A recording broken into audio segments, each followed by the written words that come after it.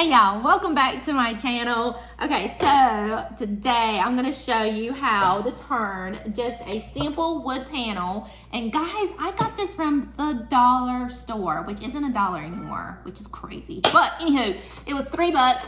Turn this into a beautiful beach charcuterie board. Absolutely love this, and it's not that difficult to do. So let's get started. All right, guys, head down to your local Dollar Tree, grab these wood panels. They are $3. They come in different shapes if you wanted a different shape. This is the one that I got, and then I spray painted it. I used a matte ink blue spray for this. You could use literally any color that you wanted to get started. So the very first thing that I want to do is, of course, mix my resin. I was actually doing two projects at one time, so I can't really tell you exactly how much is needed for this particular board. But what I did was I went ahead and just laid down a little bit of resin at the bottom of the board. And this is going to be the basis for my sand. I'm going to put some craft sand right on top of this. You could also take a little bit of sand and mix resin in it and then put that on the bottom. I chose to go this route because I was hoping that it would save a little bit on the resin used and the sand used. But I think all in all, it really doesn't matter which way you do this. Next time I will probably just go ahead and mix some sand in my cup with my resin and then lay it down. I am just taking sand and sprinkling it right on top of that wet resin. I actually use craft sand as opposed to real sand because of the bacteria that real sand can hold. So I prefer to use craft sand. This is completely your choice. I actually find that the finer the grain, the better the sand is to use in my crafting projects. So I'm just going to sprinkle this in, and as it sits, it would actually start to absorb that resin underneath it, and it will get a little bit darker as you're waiting. The next thing that I use is a dark blue acrylic paint. You can use any brand, it doesn't matter. You do want to make sure you use 1 drop, possibly 2, because too much acrylic paint in resin can cause curing issues. So I'm going to mix in this dark blue with my resin in a separate cup, and I'm going to pour that on to the tray. I am just using a stick to move my resin around so that it covers all of the tray here. And then I'm going to use a teal blue acrylic paint to mix in with the resin as well. I use the same cup so the blues kind of mix together. Again, you just want to use a really small amount of acrylic paint.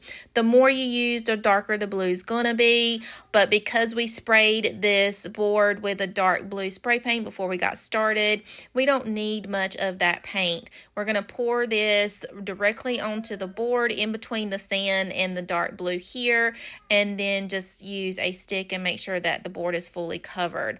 The next piece of this will be the basis for the waves that we're going to create. And I use my clear resin and I pour it directly right above where my sand is. The reason why I do this is so that the white doesn't mix in with the blue and change colors when I lay my white down. Before I start with the waves, I'm going to go ahead and position my shells. These shells here that I'm using, I ordered off of Amazon. They are real shells and they're absolutely gorgeous. I also keep some other shells that I pick off of the North Carolina beaches on hand as well. Before we do the waves, I do take a little bit of the clear resin and drizzle a little bit directly on top of the shells. This is to ensure that they cure down to the board, and when I lay my final layer of resin, they don't lift up any. These sand dollars do like to create bubbles, so it's really important that you fill those holes in with that resin. Finally, for the waves, what I use, I have a little secret, is treadmill belt lubricant. So I use just a little bit of white acrylic paint and 1 or 2 drops of that lubricant. That is going to help to make the sails that the waves create when you lay them into the resin. And then I add my resin and I mix that extremely well. If you need it to be a little darker white, you can add in some white alcohol ink, and that will help darken it some. But you do want to be very careful and cautious as to how much acrylic paint you put in here, and then just use seriously just 1 drop or 2 of that lubricant. I'm going to pour this directly on top of that clear resin line that I created right above the sand. After I do that, I am going to take my heat gun and I am going to start to blow out the waves.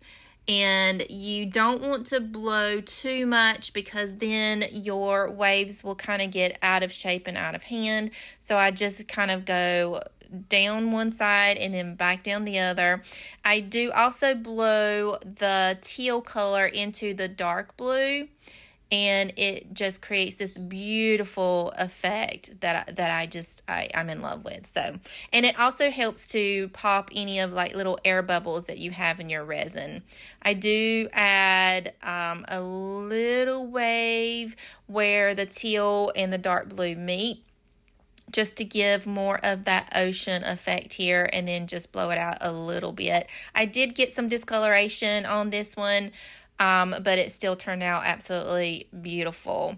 And then I'm going to come in with some more white and really define that line where it hits the sand, and it gives the true illusion of the wave effect. Once you are satisfied with your wave, you're going to cover this and let it sit for about an hour or 2 hours. Once it's cured a little, you can come back and add your second wave if you so choose to do so. It's not a necessary step, it's more of an optional step, but I do feel like the second wave adds more depth and illusion to your beach. So I just come and add a little line of the white, and then we're going to use the heat gun and blow that out a little bit. I did miss a step, and what I should have done was pour a little bit of clear resin first where I wanted the white line, and then add the white on top. That would have allowed this resin to spread and move a little bit easier. So lesson learned on my side. Future endeavors, I will definitely add a clear line of resin first and then the white. As you can see, it didn't spread that easily, but I worked with it a little bit and was able to get the look that I wanted. You're going to allow that to sit for another hour or 2 hours or longer. And when you're ready, mix your resin, and then you're going to pour the top layer. I did use about 20 ounces of resin for the top layer, just to ensure that I fully covered those shells, because I didn't want any of the shells to show or peek above the resin that I have. And so I found that 20 worked really well for me, and you're just going to completely cover your project with your resin. I made sure not to go above where this wood panel is, the sides, the edges, because I didn't want it to leak over. And then I'm going to use my torch and make sure that I hit that with my torch really well. And what the torch does, that heat that you see here, is going to pop any bubbles that surface. I made sure to check this every 30 minutes or so for the next hour or two, and use my torch, because as it sits, your bubbles, air bubbles, will start to rise up, and you want to make sure that you pop those. And after it's set for 24 hours, this is the result. I absolutely love it. My husband did drill some handles in for me, and these handles I got right off of Amazon. He just drilled the hole and screwed those on there, and there is our charcuterie board or tray or whatever you want it to be.